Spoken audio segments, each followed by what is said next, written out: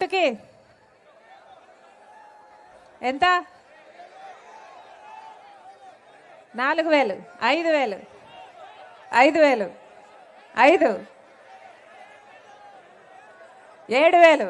ఎవరు?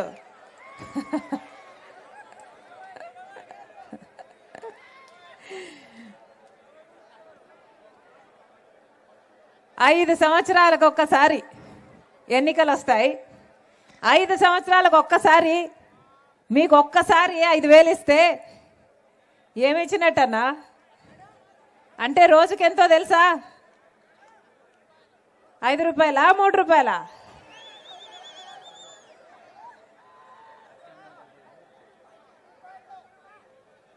తప్పు లేదన్నా, ఎవరు డబ్బులు ఇచ్చినా తీసుకోండి, మీ డబ్బులే,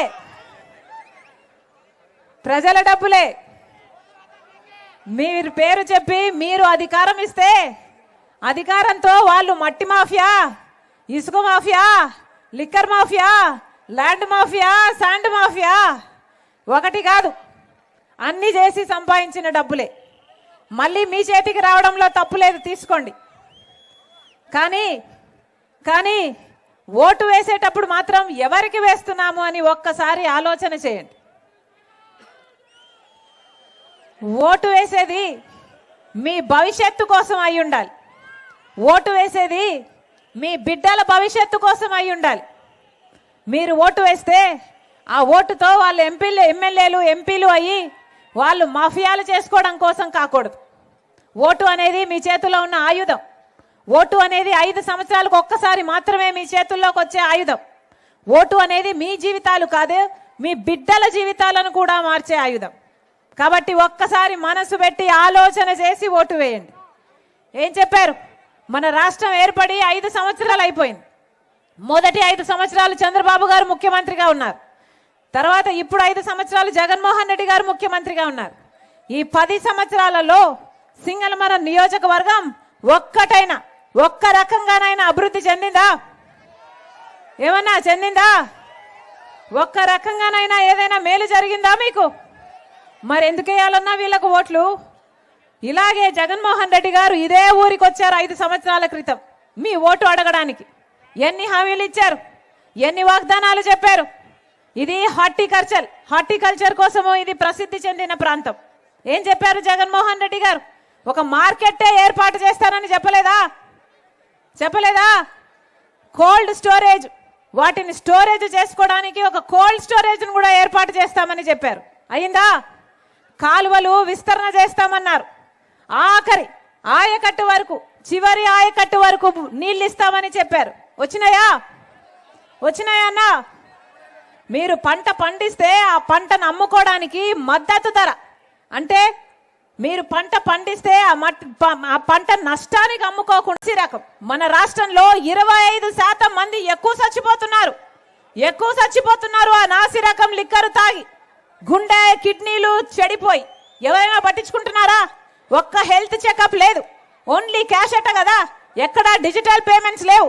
అంటే స్టేట్ ట్యాక్స్ ఎంత, సెంట్రల్ ట్యాక్స్ ఎంత, ఎవడైనా పట్టించుకుంటున్నాడా? ఒక ఆడిట్ లేదు, ఒక పాడు లేదు, ఒక పద్ధతి లేదు. ఆఖరికి చూస్తే పక్క రాష్ట్రాలలో 60 రూపాయలు ఉన్న క్వార్టర్ బాటిల్ ఇక్కడ 250 రూపాయలు ఉందమ్మా. అన్ని ఛార్జీలు పెరిగిపోయినాయి. ఆర్టీసీ అయితే 5 సార్లు పెంచారు, ఎలక్ట్రిసిటీ అయితే 7 సార్లు పెంచారు. గ్యాసు ధర, పెట్రోల్, డీజిల్, ఏదైనా చక్కెర, నూనె ఏదైనా ఆకాశాన్ని అంటుతున్నాయి. ఏం చెప్తున్నారు? మేము బటన్ నొక్కుతున్నాం అంటున్నారే. బటన్ నొక్కితే మీరు ఇచ్చేదెంత, మీరు ప్రజల నుంచి తీసుకుంటున్నదెంత? ఒక చేత్తోనేమో మట్టి చంపిస్తున్నారు, ఇంకో చేత్తోనేమో వెండి చెంబు తీసుకుంటున్నారు. అర్థమవుతుందా అమ్మా? అర్థమవుతుందా తల్లి? ఇంతమంది బిడ్డలు ఉన్నారే, యువకులు ఉన్నారే, ఉద్యోగాలు వస్తున్నాయా నాన్న? ఏమా ఉద్యోగాలు వస్తున్నాయా? ఏం చెప్పారు జగన్మోహన్ రెడ్డి గారు? అధికారంలోకి రాకముందు, అధికారంలోకి వచ్చిన వెంటనే 2,30,000 ఉద్యోగాలను భర్తీ చేస్తానన్నాడు జగన్మోహన్ రెడ్డి గారు. ప్రతి జనవరికి జాబ్ క్యాలెండర్ ఇస్తానన్నాడు జగన్మోహన్ రెడ్డి గారు. వచ్చిందా? మెగా డిఎస్సి 23,000 ఉద్యోగాలుంటే ఎందుకు భర్తీ చేయడం లేదు చంద్రబాబు? సిగ్గులేదా? 7,000కే ఇచ్చావు నోటిఫికేషన్లని ఆ రోజు ఎద్దేవా చేసిన జగన్మోహన్ రెడ్డి గారు ఈ రోజుటి వరకు కూడా అదే 23,000 ఉద్యోగాలు ఖాళీగా ఉంటే మెగా డిఎస్సి కాకుండా ఒక దగా డిఎస్సి 6,000 ఉద్యోగాలతో మరి ఎందుకు నోటిఫికేషన్ ఇచ్చినట్టు జగన్మోహన్ రెడ్డి గారు? అది కూడా 5 సంవత్సరాల తర్వాతనా? 5 సంవత్సరాలు ఏం చేశారు? గుట్టి గుర్రాలకు పళ్ళు తోమారా? 5 సంవత్సరాలు ఏం చేశారు? గాడిదలు కాసారా? 5 సంవత్సరాలు కనీసం కుంభకర్ణుడైనా 6 నెలలు నిద్రపోతాడు, 6 నెలలు లేస్తాడే. మరి జగన్మోహన్ రెడ్డి గారు ఏం చేశారు? 4.5 సంవత్సరం నిద్రపోయాడు కదా. 4.5 సంవత్సరం తర్వాత ఇప్పుడు ఎలక్షన్లు వచ్చాయని 2 నెలల ముందు నోటిఫికేషన్లు ఇస్తే ఆ పరీక్షలు ఎప్పుడు కావాలి? మన బిడ్డలకు ఉద్యోగాలు ఎప్పుడు రావాలి? అది అయ్యేదా సచ్చేదా? వస్తున్నాయా ఉద్యోగాలు? ఆఖరికి మన బిడ్డలైతే 10,000 రూపాయలకు 12,000 రూపాయలకు చిన్న చిన్న ఉద్యోగాలు చేసుకుంటుంటే కూలీ నాలీ చేసుకుని చదివించిన తల్లిదండ్రులకు ఎంత బాధగా ఉండాలి. ఇదేనా రాజశేఖర రెడ్డి గారి ఆశయాలను నిలబెట్టడం అంటే? ఎవరిని ఆదుకుంది వైసీపీ ప్రభుత్వం?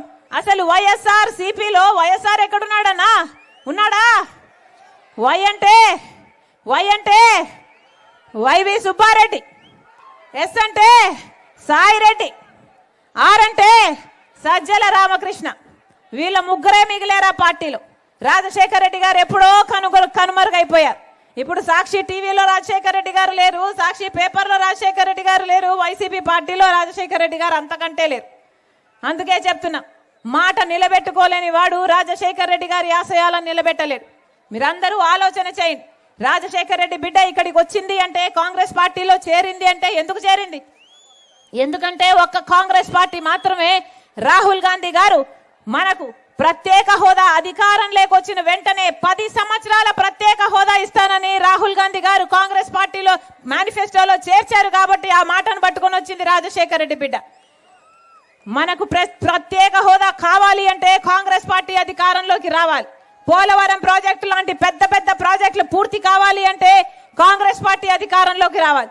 రాజధాని కట్టాలి అంటే కాంగ్రెస్ పార్టీ అధికారంలోకి రావాలి. 10 సంవత్సరాలు చూసాం.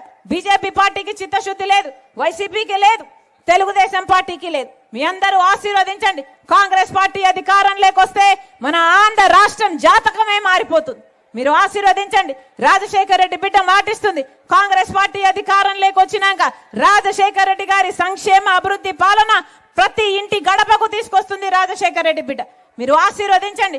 కాంగ్రెస్ పార్టీ అధికారంలోకి వచ్చినాక రైతులకు రుణమాఫీ 2 లక్షల వరకు రైతులకు రుణమాఫీ చేస్తుంది కాంగ్రెస్ పార్టీ. మీరు ఆశీర్వదించండి. రైతులకు మద్దతు ధర, కొత్త మద్దతు ధర ఎంతైతే పెట్టుబడి అవుతుందో ఆ పెట్టుబడి మీద 50% లాభంతో కూడిన మద్దతు ధర కాంగ్రెస్ పార్టీ ఇస్తుంది. మీరు ఆశీర్వదించండి. ఉపాధి హామీ కింద కనీస వేతనం 400 రూపాయలు ఇస్తుంది కాంగ్రెస్ పార్టీ ప్రతిరోజు. మీరు ఆశీర్వదించండి. ఇల్లు లేని ప్రతి పేద కుటుంబానికి ఒక పక్కా ఇల్లు, రాజశేఖర రెడ్డి గారు కట్టిన ఇందిరమ్మ ఇల్లు 40 లక్షల్లాగా కాంగ్రెస్ పార్టీ కూడా సాచురేషన్ పద్ధతిలో 5 లక్షలతో ఒక పక్కా ఇల్లు కడుతుంది ఇల్లు లేని ప్రతి పేద కుటుంబానికి. మీరు ఆశీర్వదించండి. కాంగ్రెస్ పార్టీ అధికారంలోకి వచ్చినాక 4,000 రూపాయలు పెన్షన్, 6,000 రూపాయలు వికలాంగుల పెన్షన్ అవుతుంది.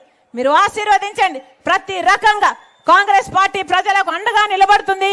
ఈ అక్క చెల్లెలకు కాంగ్రెస్ పార్టీ మాటిస్తుంది. ప్రతి పేద ఇల్లు గడవడానికి ప్రతి నెల 833 రూపాయలు అంటే సంవత్సరానికి 1,00,000 రూపాయలు 5 సంవత్సరాలకి 5 లక్షల రూపాయలు ప్రతి పేద ఇల్లు గడవడానికి ఆ ఇంటి మహిళకి ఇస్తుంది కాంగ్రెస్ పార్టీ. మీ అందరూ ఆశీర్వదించాలి. కాంగ్రెస్ పార్టీని ఆశీర్వదించి ఎమ్మెల్యే అభ్యర్థిగా నిలబడిన శైలజనాథ్ అన్న గారిని ఆశీర్వదించాలి. ఎంపీ అభ్యర్థిగా మల్లికార్జున అన్న గారిని ఆశీర్వదించాలి. హస్తం గుర్తు మీద ఓటేయాలి. అన్న ఆశీర్వదించండి. అన్న మళ్ళీ రాజశేఖర రెడ్డి గారి సంక్షేమ పాలన రావాలి అంటే మీరు ఒక నిర్ణయం తీసుకోవాల్సిన అవసరం ఉంది. ఎవరికి పడితే వాళ్లకు ఓట్లేస్తే ఏం జరుగుతుందో మీరు చూశారు. మొదటి 5 సంవత్సరాలు చంద్రబాబు గారిని చూశారు. ఇప్పుడు 5 సంవత్సరాలు జగన్మోహన్ రెడ్డి గారిని చూస్తున్నారు. ఆలోచన చేసి ఓటు వేయాలని, కాంగ్రెస్ పార్టీకి హస్తం గుర్తు మీద ఓటు వేయాలని ప్రతి అన్నకు, ప్రతి తమ్ముడికి, ప్రతి అయ్యకు, ప్రతి అక్కకు, ప్రతి చెల్లికి, ప్రతి అమ్మకు మీ రాజశేఖర రెడ్డి బిడ్డ శిరస్సు వంచి చేతులు జోడించి మనస్ఫూర్తిగా నమస్కరించుకుంటుంది. జోహార్ వైఎస్ఆర్, జోహార్ వైఎస్ఆర్.